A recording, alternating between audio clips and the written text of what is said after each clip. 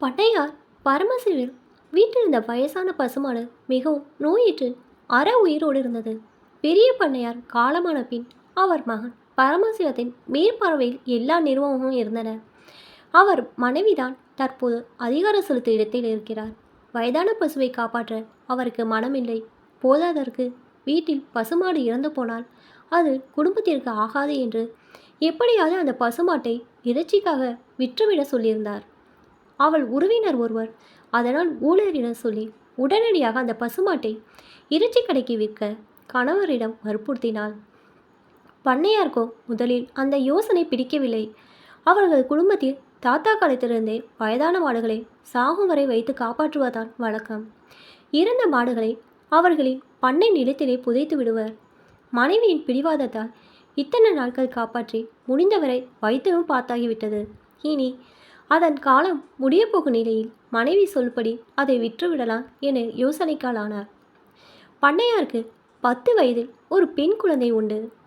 பண்ணையாரும் அவர் மனைவியும் ஆசைப்பட்டபடி அவர்களுக்கு ஆண் வாரிசு உருவாகவில்லை. ஏற்கனவே ஆண் குழந்தை இல்லை என்ற வருத்தத்தில் இருந்தவளிடம் அவள் உறவினர் ஒரு தூபம் போட அந்த பசுமாட்டை அடிமாட்டு விலைக்கு விற்க வேண்டும் என அவள் மனதில் பதிந்து போனது. கரைப்பார் கரைத்தால் கல்லும் கரையும் என்பது போல் கொஞ்சம் கொஞ்சமாக பரமசிவம் மனைவியின் விருப்பப்படியே பசுமாட்டை விலை பேச தரகர் ஒருவரிடம் சொல்லிவிட்டார். இந்த விஷயம் பரமசிவத்தின் தாயார் பாகீரதி அம்மாளுக்கு தெரிந்தவுடன் துடித்து போனார். உடனே மகனை கூப்பிட்டு கேட்டார்.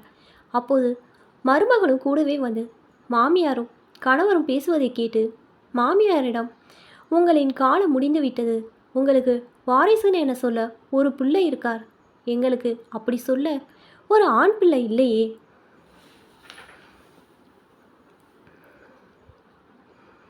பண்ணை வீட்டில் பசுமாடு இறந்து போனால் வீட்டில் இருப்பவர்களுக்கு ஆகாது என உறவினர்கள் சொல்லி இருக்கின்றனர். ஏற்கனவே உங்கள் குடும்பத்தில் நிறைய மாடுகளை சாகும் வரை வைத்து கொண்டிருந்தது. அவை இறந்த பின் உங்கள் நிலத்திலே அடக்க செய்து கொண்டிருந்தீர்கள். அந்த பாவமோ என்னவோ எங்களுக்கு ஆண் வாரிசு இல்லை. ஆண் குழந்தை வேண்டுமென நாங்களும் விரதங்கள் கோவில்களின் பரிகாரங்கள் செய்தோம், ஒரு பலனும் இல்லை. நான் முடிவாக சொல்லிவிட்டேன், உங்கள் பிள்ளையிடம் இனிமே இந்த வீட்டில் எந்த மாடு சாகு வரை வைத்து கொள்ளக்கூடாது என. அதனால் இனிமே இந்த மாதிரி விஷயங்களிலும் நீங்கள் தலையிடாதுங்க. உங்களுக்கு வேண்டியது கிடைக்கிறது அல்லவா, அதோடு திருப்திப்படுங்கள் என தயவு தாட்சியம் என்று மிகவும் கண்டிப்பாக சொல்லிவிட்டாள். மனைவியின் பேச்சுக்கு மாறாக மகனும் ஒன்று சொல்லாமல் மௌனமாக இருந்ததை பார்த்த தாயாருக்கு மனம் மிகவும் உடைந்து போயிட்டது. இனிமேல் தான் என்ன சொன்னாலும் மகனின் மனதில் ஏறாது எனவும் புரிந்து கொண்டாள். அடுத்த 2 நாட்களில் ஒரு இறைச்சி கடைக்காரரை அழைத்து வந்தார் தரகர். பரமசிவமும் அவர் மனைவியும் அவர்களுடன் தொழுவதற்கு போய் பசுமாட்டை விலை பேசி முடித்தனர். அவர்களும் ஞாயிற்றுக்கிழமை பசுமாட்டை ஓட்டி செல்வதாகவும் அன்றைய பசுமாட்டிற்கான முழு கிரயத்தை கொடுத்து விடுவதாக சொல்லி சென்றனர். பசுமாட்டை விலை பேசிவிட்டனர் என தெரிந்ததிலிருந்து பாகீரதி அம்மாளுக்கு சாப்பிட பிடிக்கவில்லை. தன் வீட்டில் பிறந்த குழந்தைகளுக்கும் வயதானவர்களுக்கும் கர்ப்பமாக இருந்த பெண்களுக்கும் வியாதியுடன் சரியாக ஆகாரம் சாப்பிட முடியாமல் இருந்த அத்தனை பேர்களுக்கும் தன் இரத்தத்தை பாலாக்கி கொடுத்த பசுவை நினைத்து பார்த்தார். தலைமுறை தலைமுறையாக கொஞ்சமும் லஞ்சமின்றி தங்களுக்கு உழைத்த பசுமாடுகளை சாகும் வரை மனிதாபியத்தோடு வைத்து காப்பாற்றி வந்த தன் கணவர் மற்றும் மாமனாரின் நல்ல குணம் எப்படி அவர்களின் வாரிசான தன் மகனுக்கு இல்லாமல் போய்விட்டது எனவும் தாளார வருத்தத்தில் இருந்தால் தன்னுடைய எந்த ஒரு சொல்லுக்கும் இனி இந்த வீட்டில் மரியாதை இருக்காது எனவும் தெரிந்து கொண்டதால் தன் வேதனையும் வருத்தத்தையும் யாரிடம் சொல்ல முடியாமல் தவித்தாள். மருமக கையால் சாப்பிடவும் மனமில்லை. அதனால் சாப்பிடாமலே நாட்களை கடத்தினாள். மாமியார் சாப்பிடவில்லை என தெரிந்ததும் அதற்கு காரணம் நன்றாக புரிந்தாலும் மருமகள் தன் அதிகாரத்தை சிறிதும் விட்டு கொடுக்க மனமில்லாமல் மாமியாரை பற்றி கவலைப்படவில்லை. அவர் சாப்பிடாமல் உண்ணாவிரதம் இருப்பதையும் கணவருக்கு சொல்லவில்லை. சனிக்கிழமை இரவு வீட்டில் எல்லாரும் தூங்கிய பின் பாகீரதி அம்மாள் மெதுவாக எழுந்து பின்புறத்தில் இருந்த தொழுவத்தில் மாட்டுடைய தரையில் படுத்து கொண்டாள். அவளின் கைகள் பசுமாட்டை மிக வாத்சல்யத்துடன் தடவியபடி இருந்தன. தன் சேயை தாய் அணைப்பது போல் அந்த பசுவை அணைத்து படுத்திருந்தாள். காலையில் தரகரும் மாட்டை விலை பேசியவனும் மாட்டை ஊட்டி செல்ல வண்டியுடன் தொடுவதற்கு நுழைந்தனர். அங்கே பசுவை கட்டி கொண்டு பாகிரதி அம்மா படுத்திருப்பதை பார்த்து என்ன செய்வதென்று தெரியாமல் தவித்தனர். மெதுவாக பாகிரதியிடம் சென்று, அம்மா, தயவு செய்து எந்திருங்கள், நாங்கள் மாட்டை ஊட்டி செல்ல வந்திருக்கிறோம் என சொல்லி பார்த்தனர். அவர்களை திரும்பி பார்த்த பாகிரதி அம்மாள் பதில் ஏதும் சொல்லாமல் தன் இரு கைகளாகவும் பசுவை இறுக்கமாக அணைத்து கொண்டு கண்களில் நீர் வழியே படுத்திருந்தார். நிலைமையை புரிந்து கொண்டவர்கள் வீட்டுக்கு சென்று சின்ன பண்ணையாரை அழைத்து, தொழுவத்தில் அம்மா படுத்திருப்பதை பசுமாட்டை ஓட்டி செல்ல விடாமல் தடுக்கிறார் என்று கூறினார். தொழுவதற்கு வந்த பரமசிவம் அம்மாவை சில வினாடிகள் பார்த்தபடி நின்றார். அவர் மனதிலும் தன்னுடைய செயல் எத்தனை பாவமானது என்ற எண்ணமும் ஓடியது. அதே சமயம் அங்கு வந்து அவரின் மனைவியை பார்த்தவுடன் மனைவியின் பக்கம் மனம் சாய்ந்தது. அதனால் அம்மாவின் அருகில் போ, அம்மா, ஏன் இப்படி படுத்துறாய்? இத்தனை நாட்கள் காப்பாற்றியது மறந்து விட்டாயா? அந்த பசு அதிக நாட்கள் இருக்காது. வீட்டில் மாடு சாகக்கூடாது என்ற காரணத்தால் தானே அதை விற்க முடிவு செய்தேன்.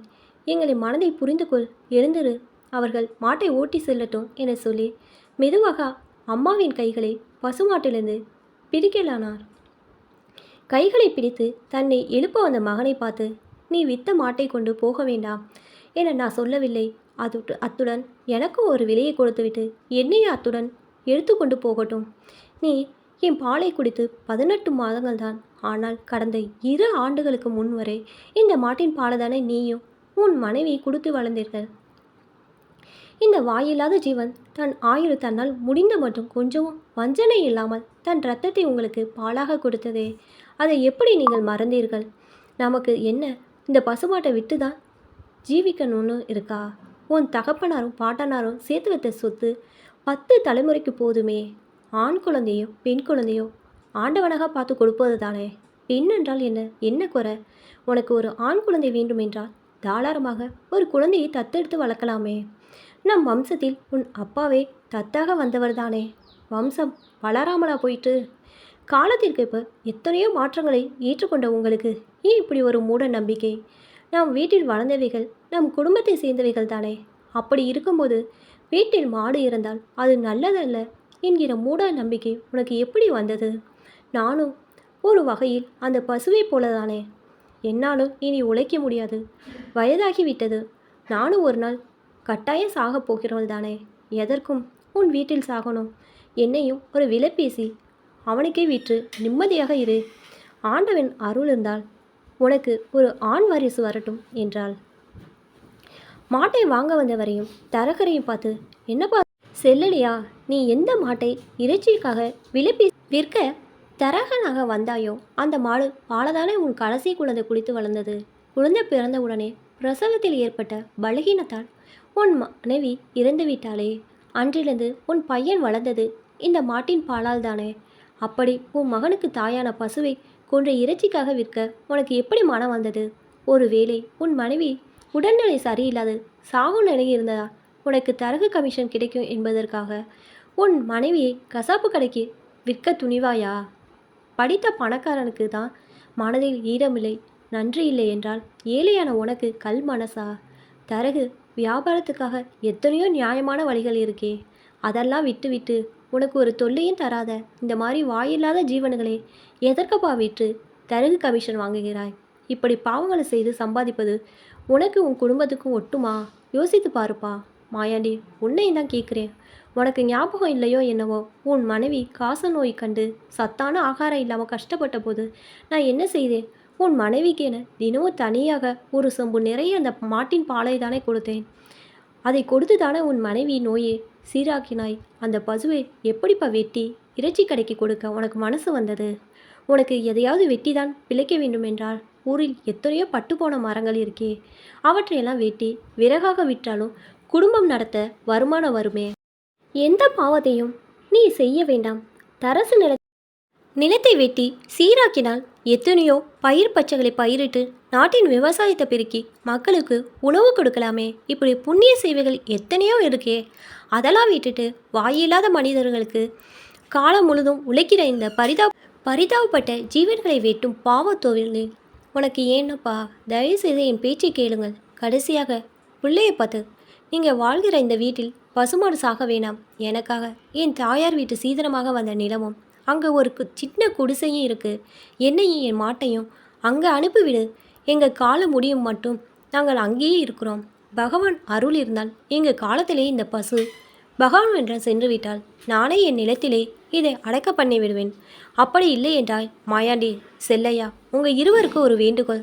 தயவு செய்து இந்த மாட்டை என் நிலத்திலே அடக்க செய்து விடுங்கள். இறைச்சிக்காக வெட்ட வேணாம். அப்படி செய்தால் என்னை வெட்டிய பாவம் உங்களுக்கு தான். தெய்வத்திற்கு பயந்து வாழுங்கள் என்று சொல்லி வண்டியில் ஏற சென்றாள். பாகிரதி அம்மாளின் தீர்மானத்தை கேட்டவுடன் மாயாண்டி தன் கையிலிருந்த அருவாளை கீழே போட்டு பாகிரதியின் காலங்களில் விழுந்து, அம்மா, எனக்கு புத்தி வந்து விட்டது. இனிமேல் இந்த வாயில்லாத ஜீவன்களை வெட்டும் ஈன பொழப்பு பிழைக்க மாட்டேன். சத்தியென சொல்லி வாருங்கள் அம்மா, நானும் உங்களுடன் அந்த குடிசைக்கே வந்து விடுகிறேன். இனிமேல் பட்டுப்போன முள் மரங்களையும் நிலத்தையுமே வெட்டுவதற்கு என் கைகளிலும் என கூறினான்.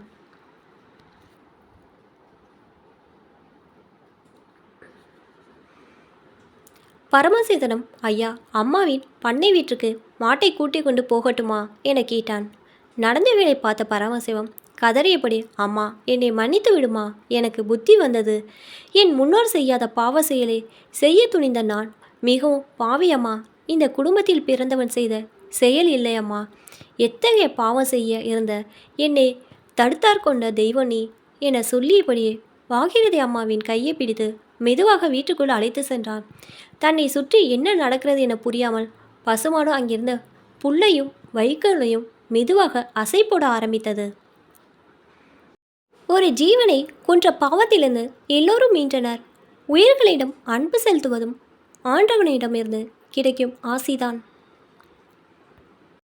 இப்போதான் என்னோட சேனல் ஃபஸ்ட் டைம் பார்க்குறீங்கன்னா சப்ஸ்கிரைப் பண்ணிக்கோங்க. பக்கத்தில் இருக்க பெல் ஐக்கானை ப்ரெஸ் பண்ணிக்கோங்க. அப்போ தான் நான் ஒவ்வொரு தடவை வீடியோ போடும்போதும் உங்களுக்கு நோட்டிஃபிகேஷன்லாம் வரும். தேங்க்ஸ் ஃபார் வாட்சிங்.